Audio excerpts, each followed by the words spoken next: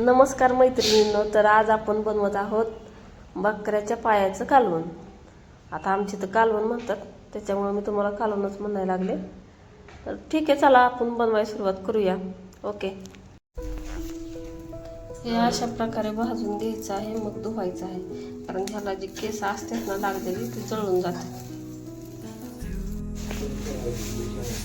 अशा प्रकारे हे धुवून घेतलं आहे बघा. 4 वेळेस धुतलेला आहे. त्याची सगळी केस असे निघलेले आहे. हाय ह्याला केस. चवीपुरतं मीठ टाकलेलं आहे आणि हळद टाकून घेतली. आता त्याच्यामध्ये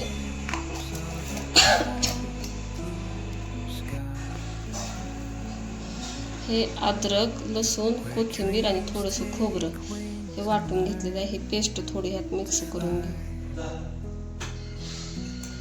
ह्याला छान असं चोळून घ्यायचं.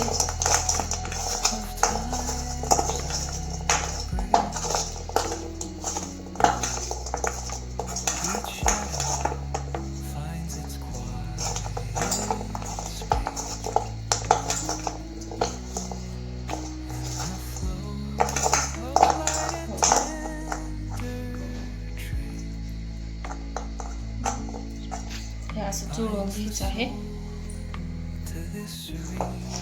कुकर ठेवला आहे. कुकरमध्ये थोडंसं तेल घालून घेतलेलं आहे. 1 ते 1.5 पळी तेल टाकायचं आहे. आता ह्याच्यात हे आपण काय टाकून शिजायला.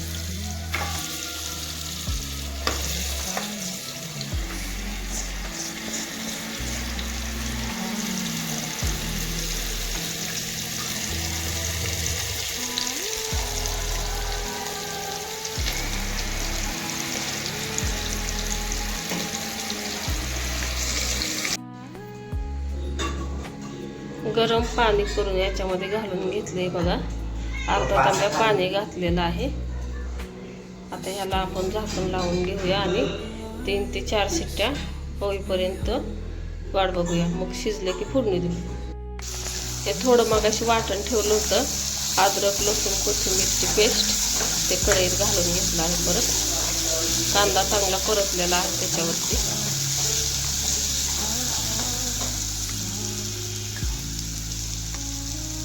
त्याच्यामध्येच आपण लाल तिखट घालून घेऊया.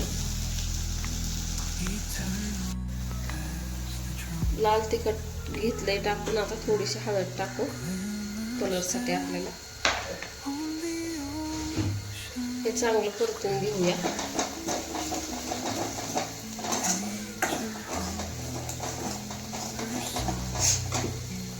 थोडंसं पाणी घालू.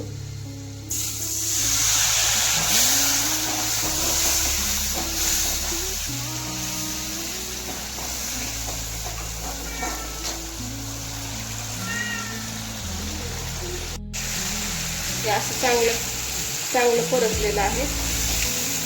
त्याच्यामध्ये शिजलेले पाय घालून घेऊ.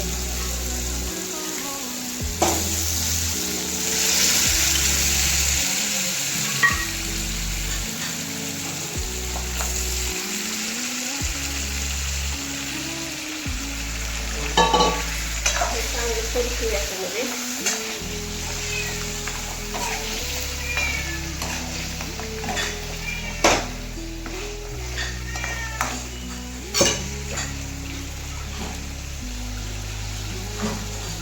तुम्हाला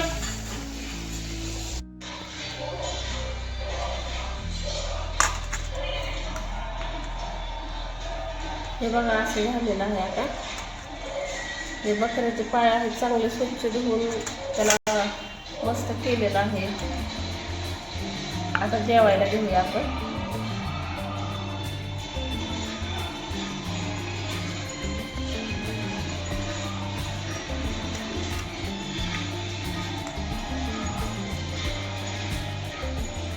अशा प्रकारे तुम्ही पण एकदा घरी आणून करून बघा माझ्या पद्धतीनं, आणि कसं लागते ते कमेंट करून सांगा.